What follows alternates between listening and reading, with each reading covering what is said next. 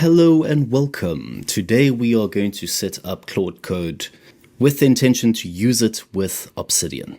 If you have not been using Obsidian, you're missing out. If you have not been using Obsidian with Claude Code, my friend, this is the future. This is definitely the next evolution of knowledge management.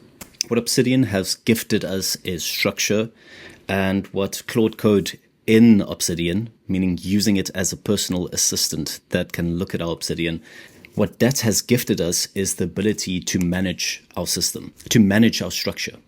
And I would say until the end of last year, we had the perfect structure, but we had no way to maintain it. So we had a good system to capture and retrieve information, but there was still a lot of admin surrounding the capturing and the retrieving and even the thinking process. While you're working in Obsidian, Claude Code, as your personal assistant, can help you think better, quicker, and just make the whole process more fun. So today we're going to set up Claude Code, and we're going to go through a couple of quick use cases to give you some ideas of how you can use Claude Code in collaboration with Obsidian.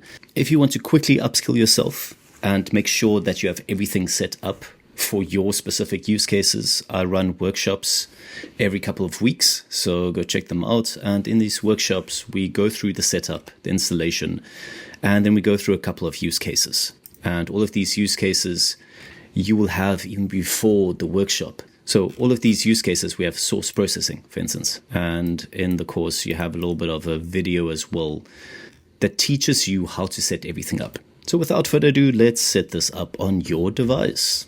All right, let's run through the Claude setup. The Claude Code setup guide. We are using the quick start guide from Anthropic. So the quick start guide, if we open it up, it's basically how to quickly get started. And this seems complicated at first, but if you follow these steps, you would avoid all of the pitfalls that every new beginner makes. So hopefully this is going to make it much easier. First step is you need a Claude subscription. So there's 3 options that you can choose from: the free, Pro, Max. Free does not include Claude Code. The Pro and Max does. I would recommend just start with the Pro and do a monthly billing so that your initial expense is only 17 euros or $17. And if you then find that you're using this so much more and you need more credits, because this works on a credit cycle, so you get a certain amount of credits every 8 hours. And for me, I use it quite a bit, so I upgrade to the Max, but I would say start with the Pro. So you first need to try Claude Pro and make an account. Once that is done, we can continue with the rest of the installation. So we have 2 installation guides. We have one for Mac and we have one for Windows. So if we just fold all headings and lists. So get the Claude Pro subscription, step 1, we've already done that. Install Claude Code. Log in, install the terminal plugin in Obsidian, and then your first prompt. And then there's a section for troubleshooting as well. So we are on step 2. So there's 2 options you can choose from. If you are using Mac, go to the Mac bullet points. If you're using Windows, go to the Windows section.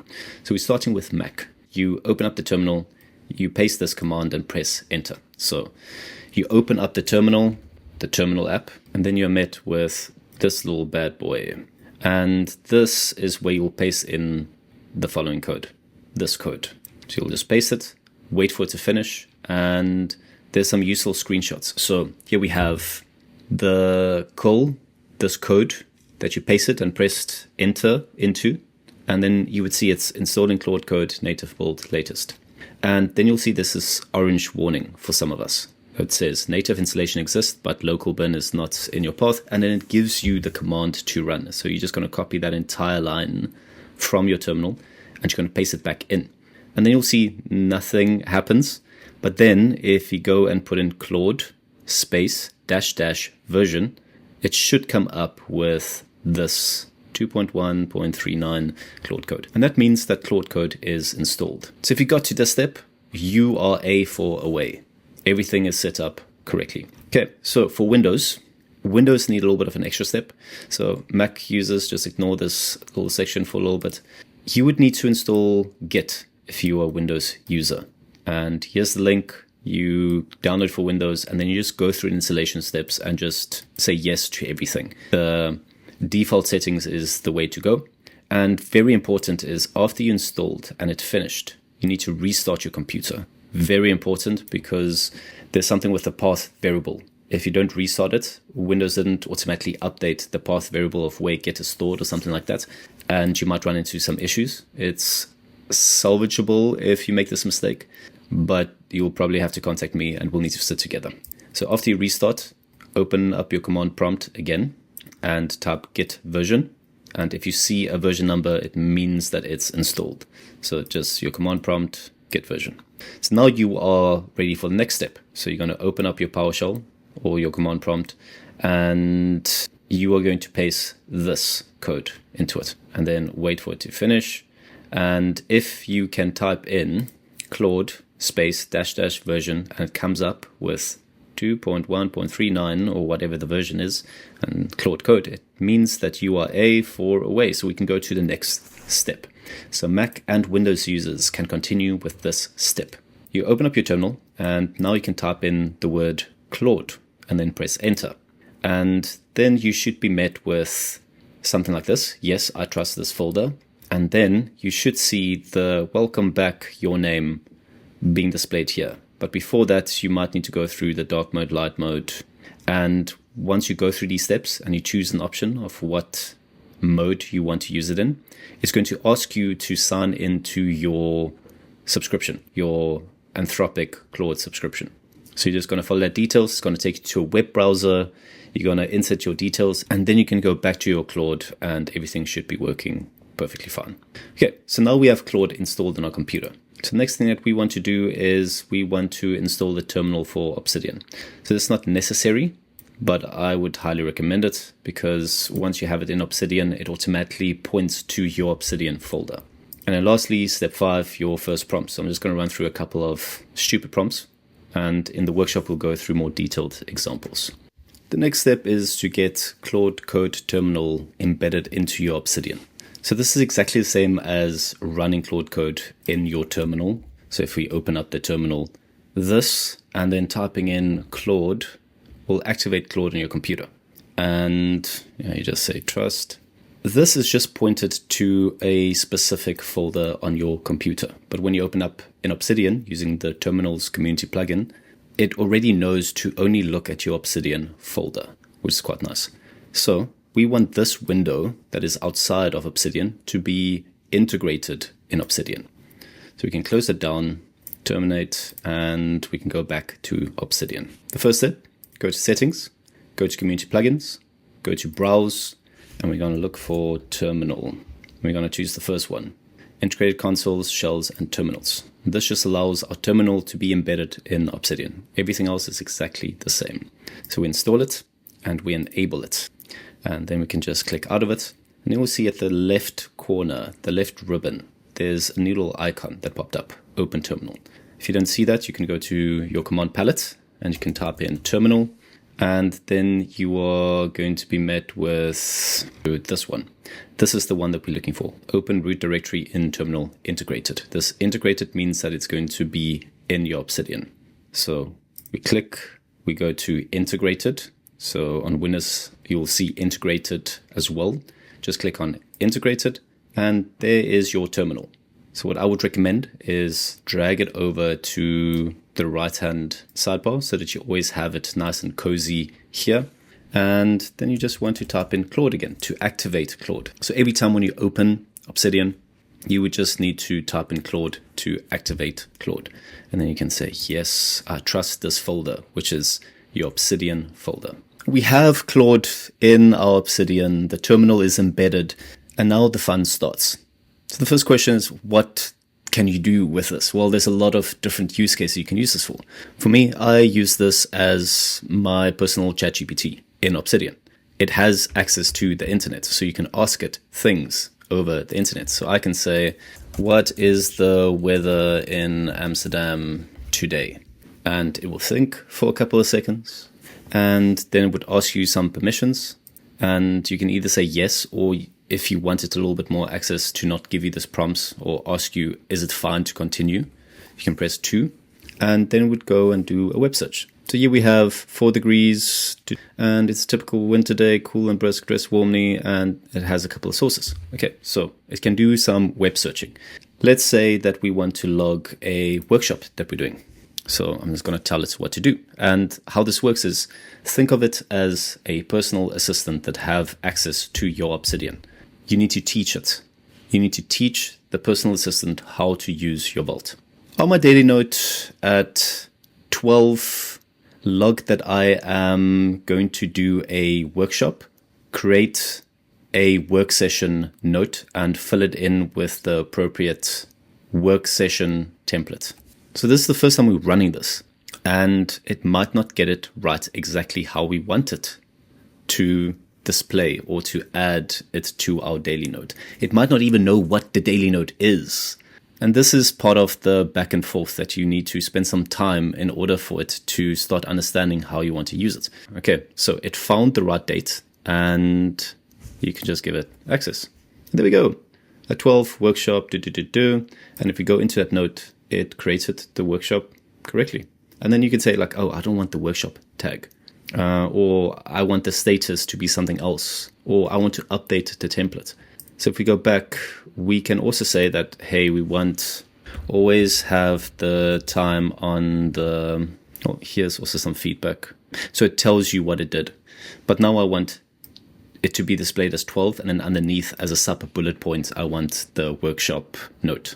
On the first bullet point, and then the workshop as a sub bullet point in the format for our log format.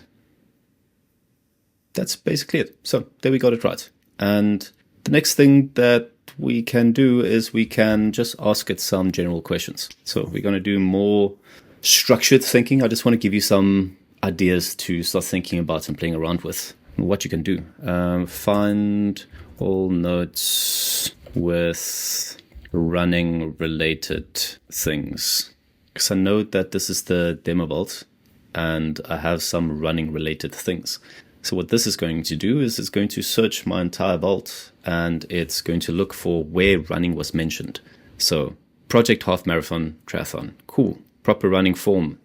It's wonderful. Like, this is an advanced search because you can look at specific journal entries. So if we go then to a specific journal entry, the 14th, let's go check what happened on the 14th.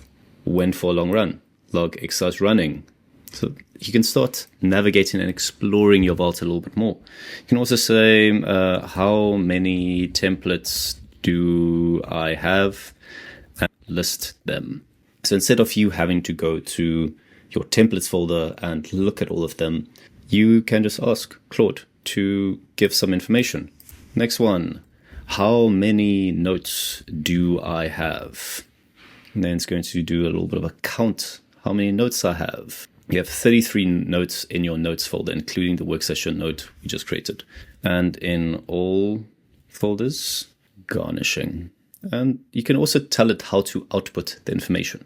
Let's give another web example. Let's say you are into cooking and you want to make some bolognese gnocchi with cream cheese. I want to make cream cheese bolognese gnocchi for this evening. On my daily note, under new timestamp, create that recipe note and go get a recipe from the internet and fill in all the metadata as you deem fit. Now, this is a little bit more of an advanced use case, at least at the beginning, because it will not get it 100% correct. It will get close, but in the workshop, we'll talk a little bit more on how to make your personal assistant smarter. Okay, do we want to allow Claude to go to the specific website? Yes, we do. And this might take some time, so you can have multiple terminals open at the same time. So you can do parallel processing. So you can have 10 different Claude Code windows open, and I'll show you how to do it in a second. Yes. And the way that you do it is you just go back to this open terminal and have another integrated. And there you have another integrated window. And then you just need to go and type in Claude again. And now you have two windows that you can do parallel processing. So while this is thinking, you can go to the other one and say, okay, well, let's go do something else or explore something else or create a new note or create a new project. Or I am studying for a specific exam. I'm going to be studying this module. Return all of the related topics for this work session on this module. Okay, let's see how it did. Cream cheese bolognese gnocchi. Without us having to leave Obsidian, we now have a recipe in our Obsidian that we can try. And we can even see our cooking log, cooked cream cheese bolognese gnocchi. And we can go to the actual recipe and we can see if we like it or not. Potato gnocchi recipe is quick and easy dinner. Hell yeah. Let's go. This looks advanced, but it looks... Again, without us having to go to the internet and look for it. And if you don't like this, you can say like, okay, well, I don't particularly like all of these ingredients. Go find an easier one and update it. Oh, I don't use grams. I use another measuring tool. I don't like cups. Give me milliliters. Or if it uses Fahrenheit instead of Celsius, it's going to get to know you. So again, in the workshop, we're going to go through the Claude MD file and skills to make this whole thing a little bit smarter. Because for now, it's just ChatGPT or a chatbot, an AI chatbot that has access to your note folder structure. And it does pretty well. Like, it goes and fetches context from other notes in order to see how you fill this in. And because we have templates, it would know which templates to use if you specified. But over time, this is going to get smoother and easier to implement.